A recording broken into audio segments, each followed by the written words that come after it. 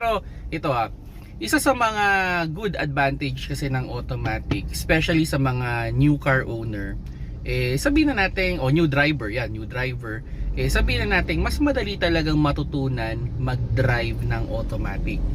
So, kumbaga, 'di ba, pag nagda-drive tayo ng manual, ang isa sa mga fear sa pagda-drive ng manual yung umaatras. Lalo na pag nasa inclined, tapos hindi pa masyadong kapado yung clutch tsaka yung gas. Nako, kabang-kaba yung mga new driver dyan. Pero sa automatic, di nyo na may experience yun. Halos hindi na yan umaatras. Okay, basta nasa drive yan, nakaapa ka sa preno, then switch to gas, aabante na yan, walang atras-atras.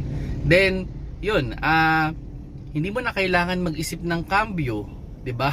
Kasi sa manual, kailangan mo pang yung first gear, second gear, kailangan mo pakinggan yung makina, pakinggan yung pakiramdaman yung vibration ng sasakyan, tapos kung paahon ba yung susunod na kalsada, pababa ba yan, so kailangan mong iset yung gear ng tama. Pero sa Matic, sa drive lang yan.